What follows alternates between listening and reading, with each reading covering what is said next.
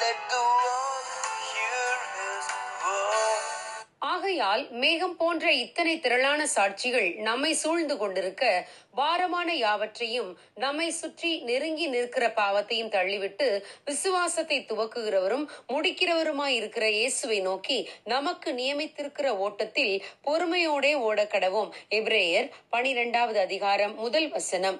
1991 வருடம் 8ஆம் மாதம் வெளிவந்த ரன்னர்ஸ் வேர்ல்ட் என்ற பத்திரிகையில் பெத் ஆன் டெசியாண்டஸ் என்ற பெண் எவ்வாறு தகுதி சுற்றில் வெற்றி பெற்றாள் என்று செய்தி வெளிவந்திருந்தது.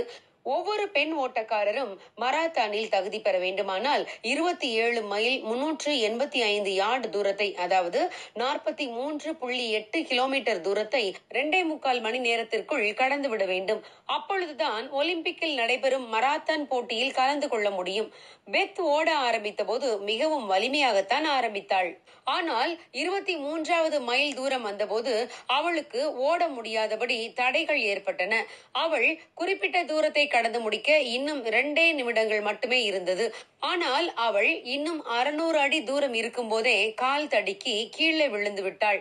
விழுந்த இடத்திலேயே 20 வினாடிகள் கடந்து விட்டது. அப்போது கடிகாரம் 2 மணி 44 நிமிடங்கள் கடந்து விட்டது என்று காட்டியது. இன்னும் ஒரே ஒரு நிமிடம் மட்டுமே இருந்த நிலையில் மீண்டும் எழும்பி நடக்க ஆரம்பித்தாள். கடைசி 10 வினாடிகள் இருந்தபோது மீண்டும் விழுந்து விட்டாள். அப்பொழுதும் அவள் சோர்ந்து போய்விடவில்லை. அவள் தவழ ஆரம்பித்தாள்.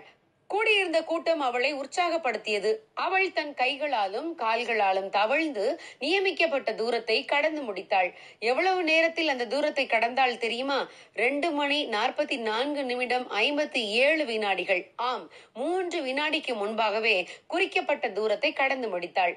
ஆம் பிரியமானவர்களே, இதை போலவே நமக்கும் தேவனால் நியமிக்கப்பட்ட ஓட்டம் ஒன்று இருக்கிறது. இதை ஓடி கடக்க முயற்சிக்கும் போது நமக்கும் பல தடைகள் வரலாம். ஆனால் தடைகளை பார்த்து சோர்ந்து போய் ஓட்டத்தை நிறுத்திவிடாமல் தொடர்ந்து ஓட வேண்டும்.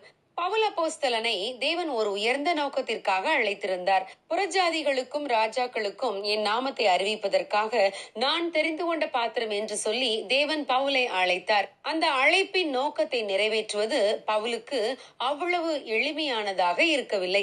அநேக பட்டணங்களில் பவுல் அடிபட நேர்ந்தது. சிறைச்சாலையில் இருக்க நேர்ந்தது. அநேகர் பவுலை எப்படியாவது கொலை செய்து விட வேண்டும் என்று சபதம் எடுத்து அதற்கான தருணத்திற்காக காத்திருந்தார்கள். தீர்க்கதரிசிகள் கூட பவுலிடம் வந்து, உமக்கு கட்டுகளும் காவல்களும் பட்டணங்கள் தோறும் இருக்கிறது என்று சொன்ன போதும் அதற்கு பயந்து பவுல் தன் ஓட்டத்தை, அதாவது சுவிசேஷ பிரபல்யத்தை நிறுத்தவே இல்லை. தன் வாழ்வின் கடைசி காலத்தில் பவுல் அப்போஸ்தலன், நல்ல போராட்டத்தை போராடினேன், ஓட்டத்தை முடித்தேன், விசுவாசத்தை காத்துக்கொண்டேன் என்று கூறினார். தடைகளையும் எதிர்ப்புகளையும் பார்க்காமல் தேவன் அவர் வாழ்வில் வைத்திருந்த லக்கை பவுல் அப்போஸ்தலன் ஓடி கடந்தார்.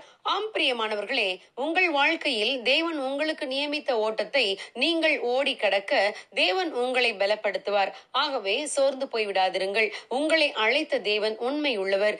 அவர் உங்களை பலப்படுத்தி பயன்படுத்துவார். உங்கள் வாழ்க்கையில் தேவன் கொடுத்த வாக்குத்தத்தங்கள் அனைத்தும் நிறைவேறும். ஆகவே லக்கை அடையும்படிக்கு பொறுமையோடு ஓடுவோம். தேவ ஆசீர்வாதங்களை பெற்றுக்கொள்வோம். God bless you. Have a blessed week ahead.